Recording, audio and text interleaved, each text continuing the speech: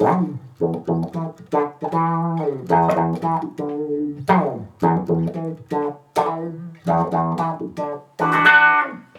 this is Dave Blair coming at you from DaveBlairMusic.com, and today we're going to talk about the auto wah, pedal that you don't hear as much about as as many other pedals like overdrives and delays and courses and phasers and things like that.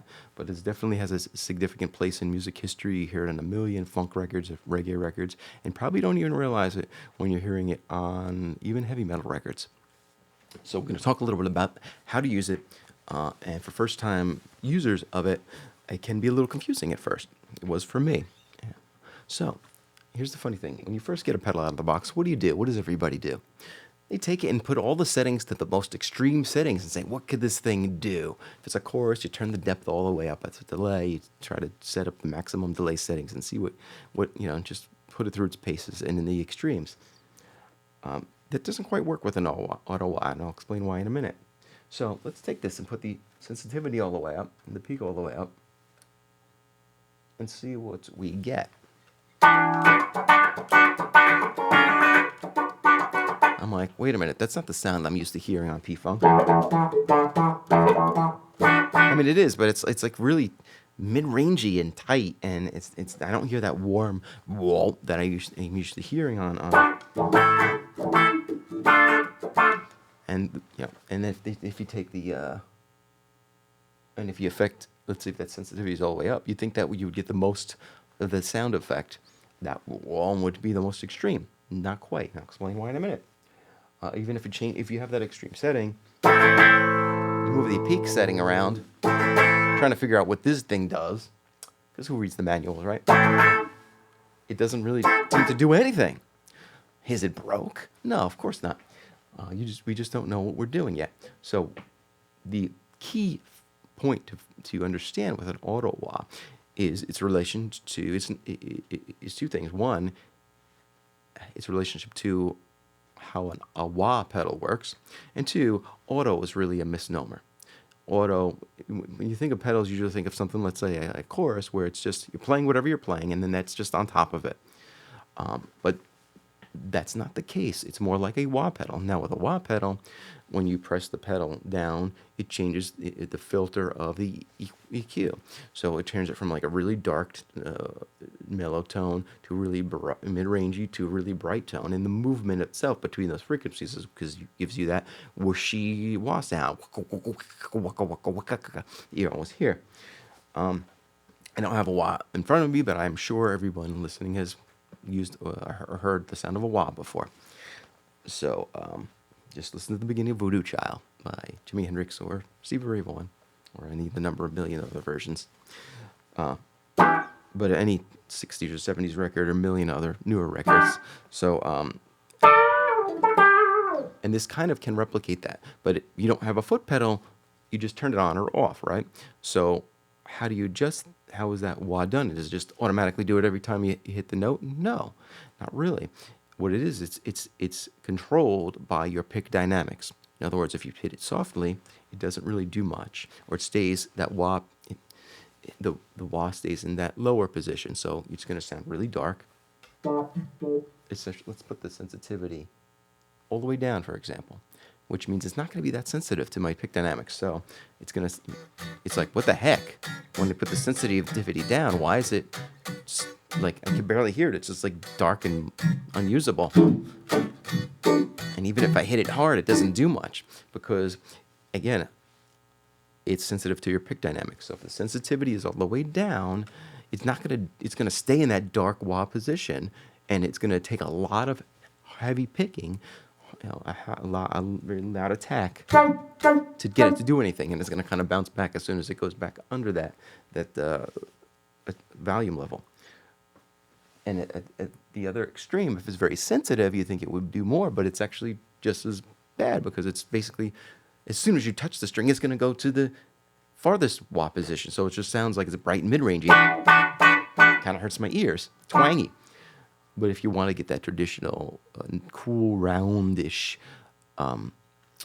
envelope filter sound that we all know and love, you have to adjust the sensitivity so that it's kind of getting the full range of the wah. If you hit it soft, it's kind of staying dark. If you hit it harder, it's made rangy. And if you hit it harder, it's more attack.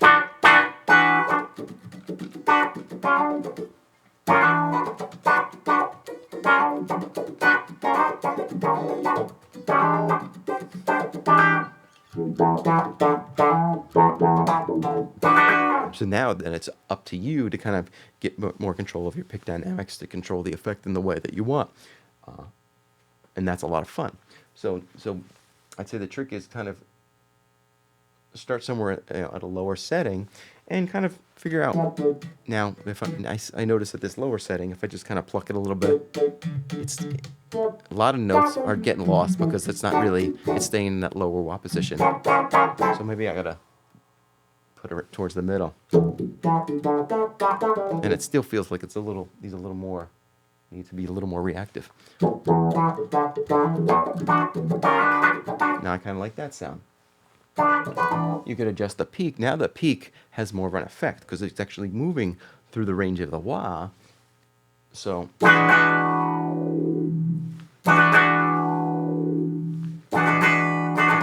that affects the kind of the frequency range of where the wah is hitting. So it's kind of like a tone control in a sense. So now when the peak is all the way down, it really just kind of stays towards the lower part of the wah. It doesn't, no matter how hard you hit it, it never gets that really full range. Now if I hit it to the far extreme, it seems to have a wider range. So you kind of adjust that and to see if you want it more mellow or more aggressive. But the most important thing you understand is it's your pick. The sound of the effect has a lot to do with your fingers, and the sensitivity control affects how your fingers are able to control that effect more than any other switch. It's not like a pedal where you play and you just adjust the knobs to get the sound you want. It's really up to your fingers and the sensitivity control, first of all, to give you the real sound of that wah or wah.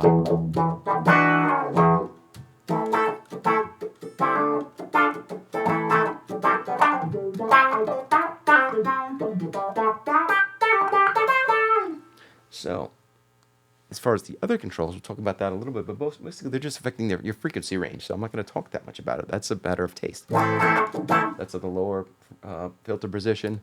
Here's in the middle. And then here's the upper position.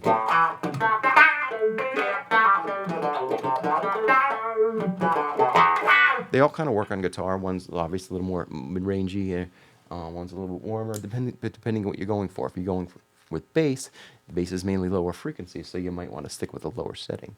And there's also another range setting that's kind of adjusts the whole range. Now it's on low. Low would be. High is more. So depending what you're going for and what range you're playing an instrument. Yeah, if you're playing at a really high range, it sounds kind of harsh when I have this high range up. Personal taste, I kind of like everything at the lower range because I like that warm, round sound.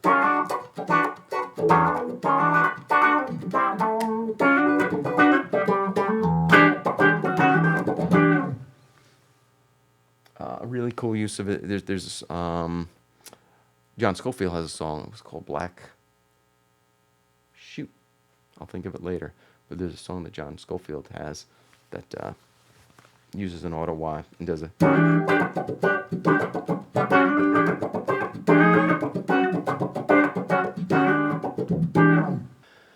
The other important control on here that you have to understand, and it will also affect how you use the sensitivity control, is the drive. So normally, like a wah, we were saying, as you hit it harder, the wah goes up.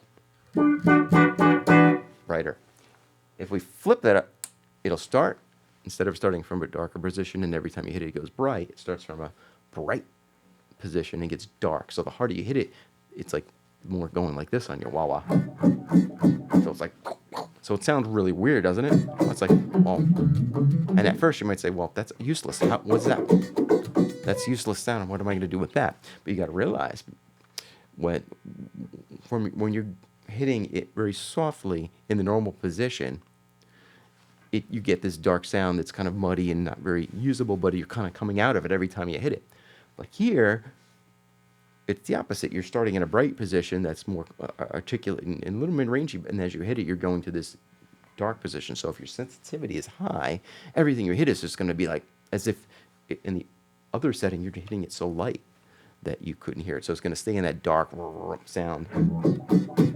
So when you're flipping the drive to go the opposite, you also kind of often will change that peak as well, so it's less aggressive. Because if it's aggressive setting, it's just going to go, well, But if you have it subtle and you have the sensitivity low, it's a usable sound when you're playing soft, and when you hit it harder, you got, which is cool for more distorted sounds. If you want, you can do something like it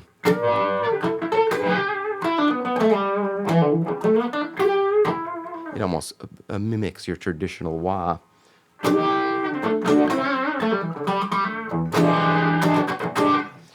Also, if you'd hit it in sustain,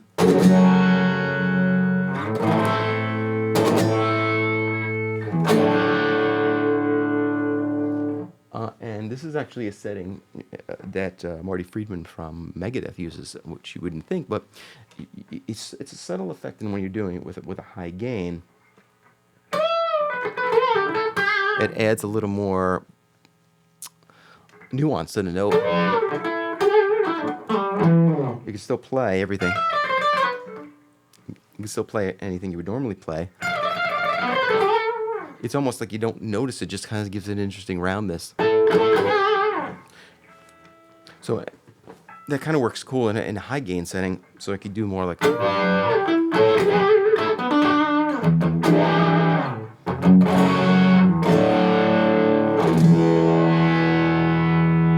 It's cool when you're sustaining chords, because both envelope filter settings are kind of cool just to sustain distorted chords, because you get that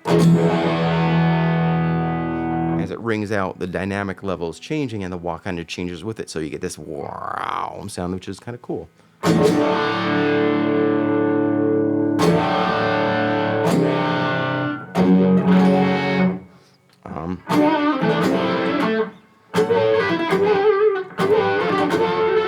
So it can almost mimic or can mimic a wah sound. Doesn't sound quite like a wah, not necessarily better or worse, but different. And I know Marty Friedman from Megadeth uses a setting where it basically keeps everything all the way down, like we were just doing, and you could play some more faster solos, or it doesn't really, you don't really hear the effect too much. You say, well, that doesn't sound like there's an effect on it, but if I shut it off,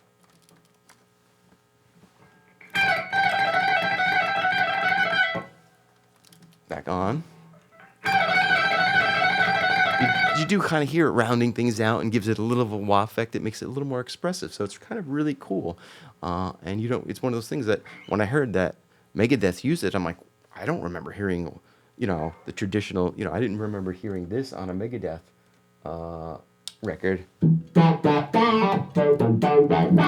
It's as much, but then I understood that he was doing a lot of that little subtle.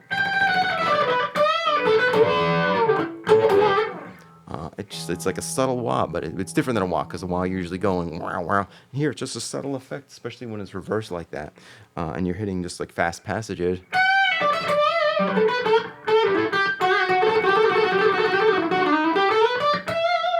It just gives it a little kind of a cool, smooth thing going on, and it has a movement on it. So just like when you're vibratoing a note, it gives it a little character. When you hit a note, it's without me, just it's moving it based on my dynamics, and it makes it really interesting sounds. There's a lot you could do with this. It's not a one-trick pony. You could have a lot of fun with auto wah, and it's a really cool, fun sound. It's a very distinctive sound, and just like with wah, it's really well known for being used in very rhythmic types of music, like funk and reggae.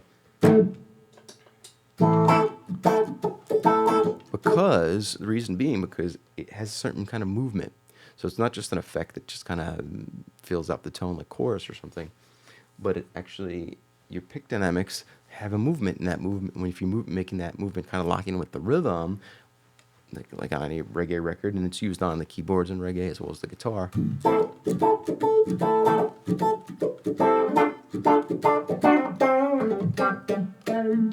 It really affects, you know, the rhythm. Instead of hearing just a strum on a guitar, you could really, that movement,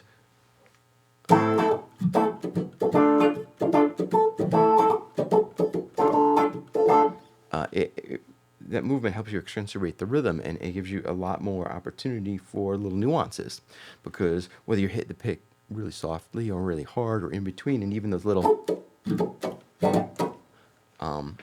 really accentuate the rhythm in different ways. So it's really a great way to kind of help move the rhythm along. It's not just an effect that goes on the sound, and that's what makes it really cool. Some things are, you know, like chorus or phase, it's more just an effect to kind of fill out the sound, give it a different energy or whatever, a different vibe, a different texture. And I love those effects and use them for artistic effect very well all the time. But since this is responsive to your dynamics, it could be done. It could totally change the vibe of what you're playing, because it's reactive to what you are playing. So, in a same sense, this is a wah would, but it also does certain things that wah doesn't, because it's kind of controlling that attack envelope. So anyway, as far as the AF-9, it's a high quality pedal. There's a thing called the Big Dipper, which is out, which is really flexible, and you can do all sorts of even crazier sounds that are way beyond a typical auto filter. And the different ones have different knobs and different parameters you could adjust. But I like this one because it sounds really good. It sounds warm. It sounds even, and it fits into a mix nice. It sounds round. It works live. You just turn it on and it sounds, you know, you get the right settings. And it sounds natural and warm and even. It doesn't sound like a cheap effect. But you could get a envelope filter for $50 from Electro-Harmonix or any number of companies, and it depends on taste. I think this one's good. This one's a little more expensive, so if you're just kind of playing in your bedroom, it's probably not worth it to buy something this nice. But if you're doing anything on a recording, or you do anything reggae or funk, it definitely could be a cool addition to your arsenal, because it's a really cool, interesting sound that could kind of, and I'm always trying to find different sounds that kind of set me apart. Well, people see me and say, oh, that's kind of cool. They might not know. I'm not trying to impress guitar players. I'm trying to just create sounds that people like, connect with. And I think this allows you to be expressive, to add to your palette in a cool way that makes people say, hey, I like that sound. That grooves. That's cool. So I think a lot of people from watching this might say, hey, envelope filtering is more than I thought it was. And that go out and buy one and have fun with it. This one was I got from Godlike. Go to Godlike, I think it's godlike.com, and they have a ton of Maxon stuff. All the Maxon stuff is really good. I have another video that does a review of the OD820, which is a great overdrive pedal. And you could check that out. I also use a Maxon compressor pedal as well, which maybe I'll do a separate video on that. So the Maxon stuff is good, but there's so many companies out there making great stuff. But I do videos on anything that I think is particularly interesting or cool. So that's it, DaveBlair.com. Subscribe to the channel, because I'm always putting up cool videos, performances, instructional videos on everything from guitar to singing, the songwriting to recording, pedals, gear reviews, everything, anything music, and they're all recorded at a high quality so you could hear things clearly, as opposed to a lot of the pedal demos. It's someone doing it on an iPhone, which is basically useless because you have no idea what it sounds like over a cheap iPhone recording. So anyway, DaveBlairMusic.com, subscribe, and check out all my other videos. And like, and feel free to comment, and I'll answer any questions that you have.